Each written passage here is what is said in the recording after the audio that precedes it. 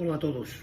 Hoy os traigo otro tema que sé que también puede ser un poco controvertido o crear polémica y que yo he venido a llamar introducción a la ecualización, que son su ajuste y su utilización. Primera parte, ya que he decidido, por no dilatarlo demasiado, dividirlo en dos trozos, uno para este viernes y otro para el viernes que viene. Bien, creo que alguna vez todos nos hemos preguntado qué es la EQ o la ecualización. ¿Cómo la podemos aplicar? Bien, todos los sonidos son producidos por una combinación de ondas sonoras de diferentes frecuencias que se desplazan en el aire alrededor de nosotros. Todo lo que son sonidos de cualquier tipo son ondas sonoras que inciden sobre nuestros oídos de tal manera que a través del conducto auditivo llegan al sistema auditivo, valga la redundancia, y nos permiten escucharlos. A la hora de reproducir podemos medir cómo de fidedigna es la reproducción de las ondas sonoras comprendidas en ese sonido a través de su respuesta en frecuencias. La respuesta en frecuencias es el rango de frecuencias, valga también la redundancia, que un dispositivo puede reproducir o grabar dentro de los límites de un volumen dado o especificado. Utilizando la respuesta de frecuencias, por lo tanto, se puede medir la calidad de un dispositivo o de este dispositivo. Lo que se conoce como respuesta de frecuencia plana es lo que en general consideramos, o todo el mundo considera, o los técnicos o audiófilos consideran lo ideal o lo más perfecto posible. También solemos buscar que la reproducción sea lo más limpia posible, sin ninguna distorsión, pero ahí muy frecuentemente nos encontramos ciertas distorsiones y una frecuencia de respuestas modificada. Aquí es donde aparece el procesamiento de audio y, por supuesto, la ecualización. Este procesamiento es la manipulación realizada evidentemente por el hombre, que puede ser necesaria o intencional por una o varias razones. Este procesamiento puede hacer que el sonido parezca más real, más lleno de vida, o todo lo contrario, más complejo y más artificial, dependiendo de cómo se realice, de una forma correcta o de una forma no tanto correcta o de una forma totalmente incorrecta. Pongamos un ejemplo. Si estuviéramos en una playa, a unos 30 o 40 metros de allí donde rompen las olas, el sonido que éstas produce nos llegaría apagado, amortecido, debido a que la playa que nos separa de estas olas, estos 30 o 40 metros, actúa como un filtro atenuador en este caso. Si caminamos hacia la playa, a medida que nos vamos acercando, ese sonido aumentará en su volumen, a la vez que aumentará en sus frecuencias medias y en sus frecuencias agudas cada vez que nos vayamos acercando más hacia las olas. Pues bien, la ecualización lo que busca es reproducir lo más limpiamente posible, sin ninguna distorsión, pero muy frecuentemente, como he dicho, nos encontramos con distorsiones y con alteraciones de estas frecuencias, las cuales las modifican. Y aquí es donde, una vez más, insisto, entraría la ecualización.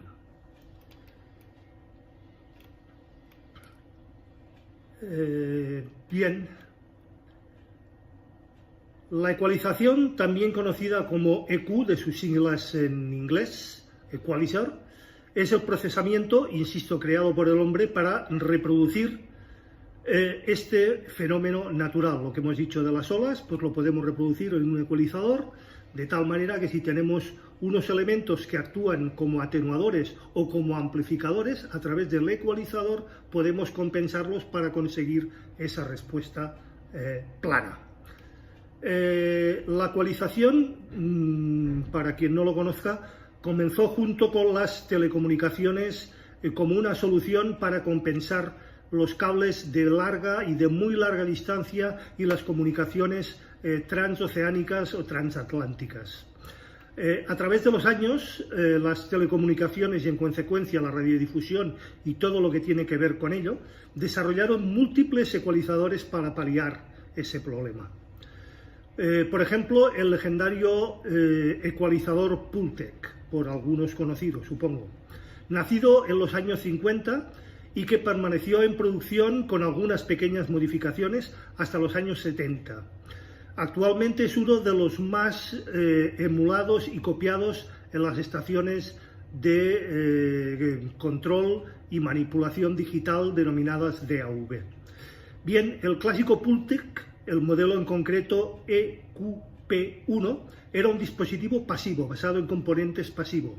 En otras palabras, no disponía de ninguna alimentación eléctrica. Sin embargo, su hermano posterior, el EQP1A, contaba con un amplificador para compensar la pérdida que se producía al utilizar este ecualizador. Es decir, en la entrada teníamos una señal y para compensar esa pérdida de señal ya llevaba un circuito filtro pasivo, pero con un pequeño amplificador. Y por lo tanto ya se podía considerar como un ecualizador o como un dispositivo activo. Por tanto, el ecualizador es una serie de controles de volumen que afectan a diferentes frecuencias del audio.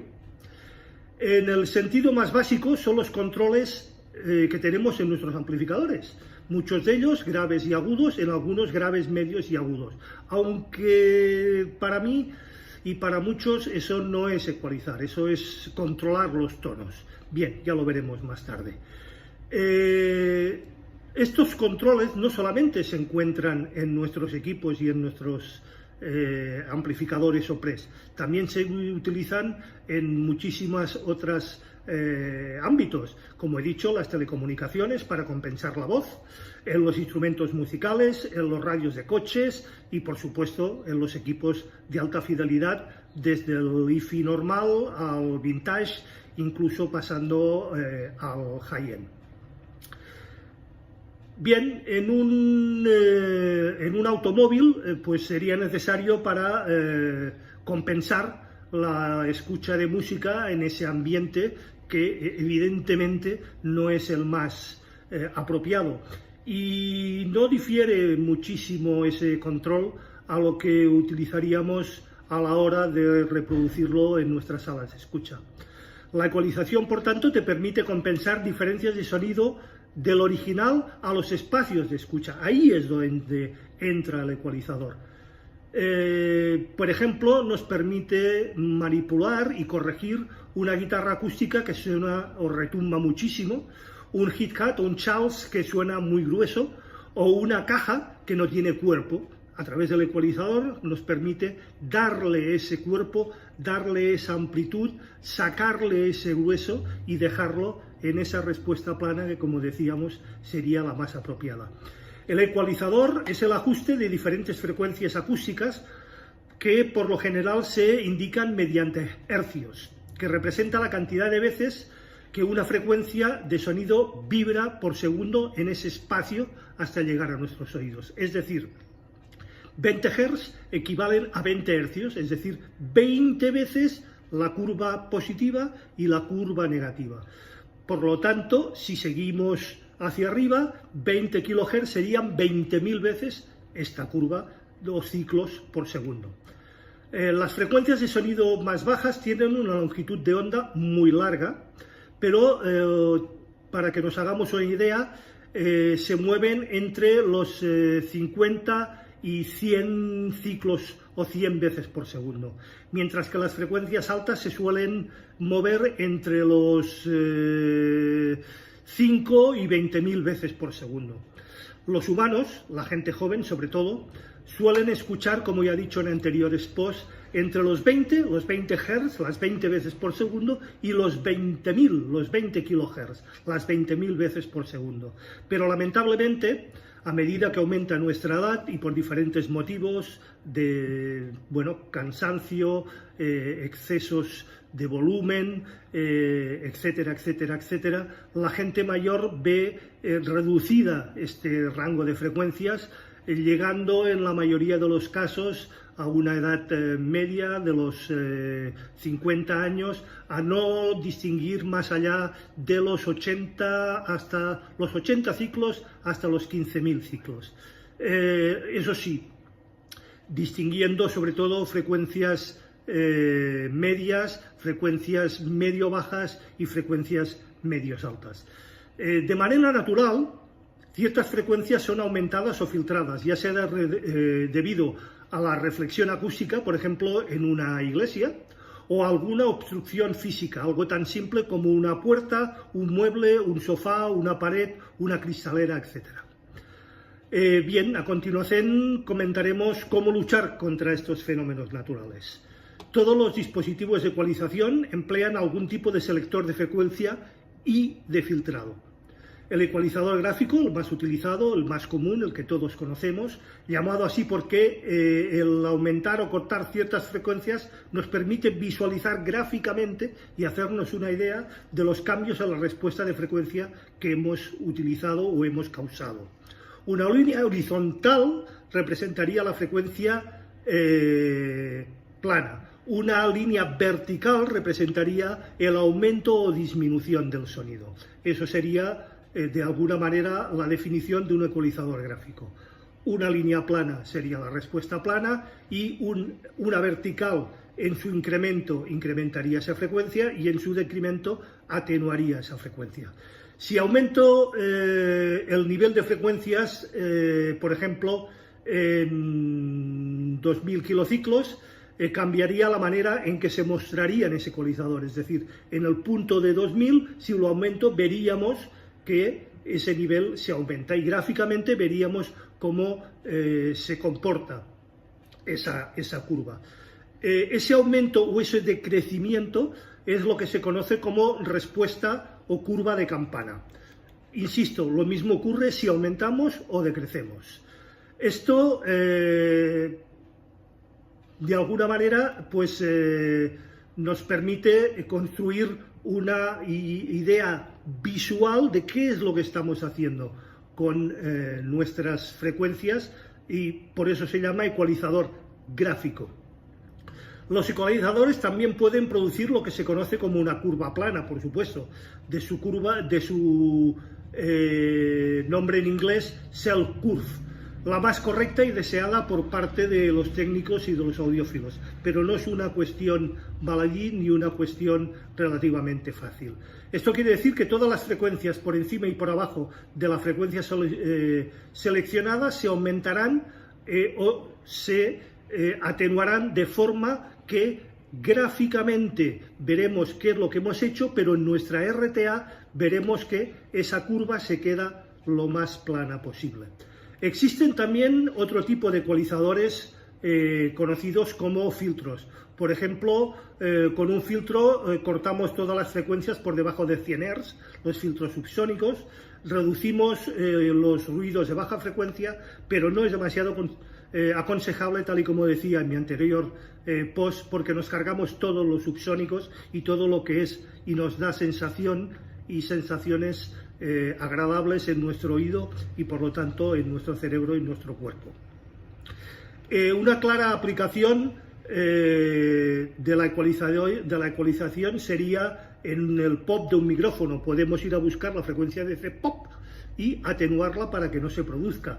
Para hacer esto sería sencillamente pues, buscar en el ecualizador, seleccionar esa frecuencia y moverla hasta que conseguiríamos que ese pop se redujera. La mayoría de los ecualizadores gráficos permiten localizar una frecuencia normalmente por cada tercio de octava, es decir, entre 2, 3, 4 notas entre cada uno de estos controles dentro de la escala cromática. Gracias a esta información podemos identificar y precisar la frecuencia o tono musical que queremos ajustar. El hacer ajustes dramáticos en un ecualizador gráfico no va a traer buenas consecuencias, todo lo contrario, nos va a crear tonos desagradables, sensaciones desagradables, por no decir que podemos llegar a destrozar la música y el sonido final. Lo que podemos aprender es que mejor utilizar el ecualizador de forma muy sutil, de forma muy moderada, perdón, ya que potenciar o cortar frecuencias en exceso tiende a hacer que las ondas se distorsionen y lleguen a sonar de una forma muy poco natural. Aquí cabría puntualizar que un ecualizador de menos de 1/3 de octava, o lo que es lo mismo, 24, 26, 30, 32, 34, 36 y hasta 37 cortes o frecuencias son puros controles de tono, auténticos juguetes. Dicho de otra manera, los controles de tono de medios, graves y agudos, los ecualizadores de 5 bandas, de 8 bandas, de 10 bandas, de 12 bandas, no sirven absolutamente para nada. Son auténticos juguetes, no nos permiten llegar a una precisión y, como lo veremos, muchísimo menos si estamos utilizando un ecualizador paramétrico. En los años 70, los pioneros en el mundo de la ingeniería moderna, la ingeniería de audio, en concreto el ingeniero George Mosenburg, contribuyó en el desarrollo de lo que hoy conocemos como el ecualizador paramétrico. En lugar de trabajar con frecuencias físicas o fijas y estáticas, un ecualizador paramétrico nos permite localizar una frecuencia con más precisión utilizando el botón de frecuencia. Es decir, otro mando nos permite ajustar la nitidez y el enfoque y la precisión en la frecuencia que queremos ajustar. Dicho de otra manera, un ecualizador de tercio de octava nos encontraríamos con 1000 y el siguiente botón 2000 ciclos. Si la frecuencia que nos afecta, que se ve incrementada o se ve decrecida, está en 1025 Hz, no la podríamos ajustar. Con un paramétrico tenemos un botón que nos permite llegar a estos ciclos concretos y ajustar la frecuencia de forma mucho más fina. Otro mando, en los ecualizadores más avanzados paramétricos, nos permiten ajustar la nitidez y el enfoque, y nos permiten también ajustar lo que se llama la Q, es decir, si queremos que esa frecuencia sea muy estrecha porque nos está perturbando o nos está decreciendo una frecuencia muy concreta, o ampliar esa Q, ampliar el rango de frecuencias adyacentes entre una y otra frecuencia para hacer que todos los aledaños queden de esta forma también corregidos. Un ajuste muy bajo, representado gráficamente como un lazo amplio, o un ajuste muy alto, de tal manera que este lazo, esta campana que decía, se vea mucho más reducido. El acto de eliminar una franja estrecha de frecuencia se le conoce como filtro supresor de banda o filtro trampa, conocido por sus siglas en inglés o su nombre en inglés de notch filter. Una vez que hemos determinado el rango de frecuencia que queremos ajustar, podemos aumentar o cortar la señal. Dicho de otra manera, buscamos qué punto es, ajustamos la frecuencia y aumentamos o decrecemos. Evidentemente, en nuestro RTA deberemos de visualizar que estamos en el punto preciso para hacer los ajustes de una manera correcta. La mayoría de estaciones de proceso de audio digital, como he dicho antes, las DAV, modernos cuentan con buenos ecualizadores gráficos y paramétricos para realizar todos estos ajustes. Los más típicos en la ecualización serían, por ejemplo, si cortas una frecuencia, compensar un poquitín más el doble de esa frecuencia. Por ejemplo, si usas un filtro pasaltos de 200 Hz, deberías compensar un poquitín la de 400. Algunos ecualizadores, la mayoría de los que traen los DAV, realizan esta compensación de forma automática. Si lo hacemos nosotros manualmente, evidentemente nos tendremos que preocupar de que queden todas las frecuencias completamente corregidas y no crear esos valles o esos picos, esas cancelaciones o esos picos. No ecualices porque sí. Si tienes un buen sonido, no lo toques, no le agregues nada, no pongas un ecualizador. Evidentemente lo que manda es nuestro oído. Si te gusta cómo suena, no te la juegues. A la hora de escuchar es muy común que la gente sobreecualice utilizando, entre otros, los controles de tono junto con ecualizador. Los controles de tono, cuando estamos ecualizando, deben estar en flat, deben estar a 0. Acostúmbrate no solo a ecualizar, sino más bien no crear ni excesos ni decesos. ¿Qué quiere decir eso?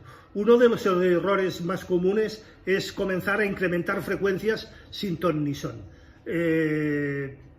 Porque sentimos que nos faltan brillos, que nos faltan cosas. Eso es ecualizar de una manera incorrecta, y si lo hacemos así, como he dicho antes, lo único que vamos a conseguir es un sonido sucio, un sonido abrupto, un sonido sin matices. Mejor combinar ambos movimientos, es decir, compensar y reducir. Aprovechar los filtros pasa altos tiene en la mayoría de los casos pues ese efecto de emborronar y distorsionado. La ecualización en la práctica. En un primer lugar, el comentario de que sé que el tema es controvertido y causante de muchas consideraciones, pero vamos allí. En mi modesto parecer y bajo mi punto de vista, y lo que puedo aportar en el complicado mundo de la TRTA y las ecualizaciones es lo siguiente. Considero que después de más de 40 años batallando primero con el digital y después con el analógico, las ecualizaciones, o la mayoría de ellas, no se están haciendo de la forma más correcta posible. Los ecualizadores, cabe decir, que son más que recomendables en todo tipo de música, tanto en la música analógica como en la música digital. Para esta aseveración me apoyo en que la ecualización es el mejor remedio, junto con los diferentes DSPs, no solamente el ecualizador, la mayoría de ecualizadores actualmente llevan DSPs incorporados, para corregir la diferencia causada en nuestra acústica, mejor o peor, y sobre todo en la sala de escucha o las salas o medios de escucha. También, en mi opinión y experiencia, considero, como he dicho, que no se realizan de la forma más purista y más concreta y más correcta. ¿Por qué? Porque los ecualizadores se ponen entre los preamplificadores y las etapas o etapa de potencia, dejando todo lo que está por delante de él sin ecualizar. De ahí que para mí eso no sea del todo correcto. Lo correcto sería, por ejemplo, si tenemos una fuente digital o estamos tirando de streaming, pues muy fácil. Cogemos nuestro generador de ondas, nuestro generador patrón base, sonido blanco o sonido rosa, y lo enchufamos en una entrada de auxiliar. De esta manera estaremos corrigiendo la señal desde el punto original hasta el final, es decir, preamplificador, corrección de tonos, etapa de potencia y altavoces. Evidentemente con nuestro micro calibrado, nuestra RTA y nuestro analizador de espectros. Si la señal es un vinilo, bueno, un poquitín más complicado. Existen en el mercado de muchos y muy buenos fabricantes LPs, vinilos, que incorporan estas frecuencias, vuestras playas, con las diferentes señales en cada una de las frecuencias base de nuestro ecualizador, y esto nos permitirá ir un poquitín más allá. De esta manera estaremos ecualizando nuestra cápsula, si es el caso, el previo RIA, si es el caso y no se comporta de la forma más correcta, el previo, los controles de tono, las etapas de potencia, los altavoces, etc.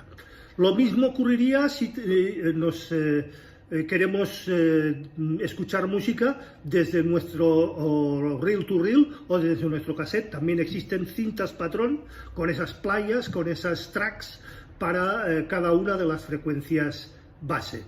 De esta manera, y como he dicho, si todos y cada uno de los ajustes de nuestros elementos, tanto el reel to reel como el cassette como el plato, es decir, el brazo, el cabezal del rec o del cassette, los azimuths, las vías, los nanovevers y toda esa parafernalia la tenemos perfectamente ajustada, el azimuth de la cápsula, el tracking de la cápsula, tendremos toda nuestra cadena ajustada al 100%, cosa que si lo que hacemos es poner el ecualizador antes de las etapas, pero después de todo esto, todos los defectos, todas las imperfecciones que pueda haber, no las vamos a corregir. Esta es, en mi humilde opinión, el crash horror que se genera.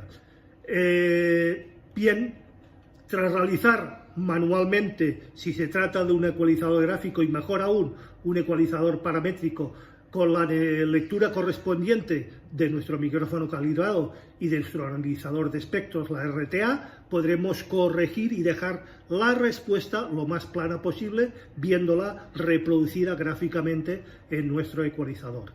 Si se trata de un autoecualizador o una unidad computerizada, pues muchísimo más fácil. Lo dejamos todos en manos de nuestro ecualizador, de nuestra unidad computerizada, autoecualizador o computerizada, y él se encargará absolutamente de todo. Eso sí, acordaros de, si podemos y tiene esa función, no aplicar el tono de base o el tono de frecuencias de referencia directamente desde nuestro ecualizador, siempre desde una entrada de auxiliar. Y si lo hacemos bien, pues tendremos un grato resultado. Eso sí, que no se traten de juguetes, como he dicho antes, como lo que algún gurú o algún entendido en la materia dice que es un ecualizador. Insisto, si no tiene como mínimo 24, 26 cortes, no es un ecualizador, es un control multitono.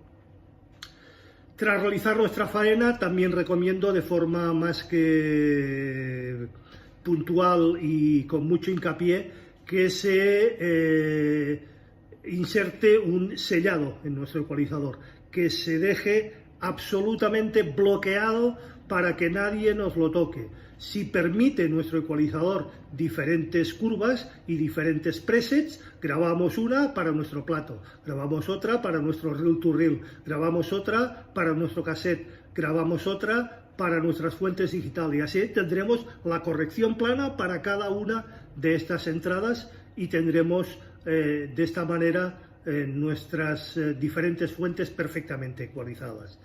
Pero ¿qué ocurre? Alguno dirá, bueno, y si resulta que yo quiero ajustar una pieza o un LP que suena pues más alto o más bajo, o me gusta más o me gusta menos, pues muy fácil, señores. Para eso tenemos los controles de tonos en nuestros preamplificadores, algunos con 2, algunos con 3, algunos con 5, pues ahí ajustaremos ese LP o esa pieza a nuestro gusto. Y finalmente, no entiendo esa gente que dice tener 2 o más ecualizadores. ¿Para qué los deben usar? ¿Para destrozar la música y luego decir que los equipos u oídos no están a la altura? ¿Para decir que los ecualizadores no sirven para nada? Recapacitemos, por favor. Espero haber aportado con esto algo de claridad en todo este embrollo y, por supuesto, espero vuestros comentarios, vuestras consideraciones, vuestras preguntas y vuestras aportaciones en las cajas de comentarios. Siempre con mis más sinceros y modestos deseos de ser útil y en base a mis conocimientos. Como digo, 47 años o más de 47 años batallando con el analógico y después con el digital y con todos estos elementos. Ecualizadores gráficos, paramétricos, semigráficos, semiparamétricos, con control de Q, sin control de Q y por supuesto pedir disculpas si en algo no estoy en línea o de acuerdo con vuestras consideraciones. También me gustaría que las plasmaseis en las cajas de comentario. Por supuesto, también como siempre, si os ha gustado, le dais al like. Os acordáis de compartir con vuestro entorno y con los más allegados. Si no lo estáis, os suscribís y acordaros de darle a la campanilla gris para que os avise de nuevos posts, normalmente, como viene siendo costumbre, los viernes a las 8 de la tarde. Muchísimas gracias por todo y nos vemos el próximo viernes a las 8, estrenamos.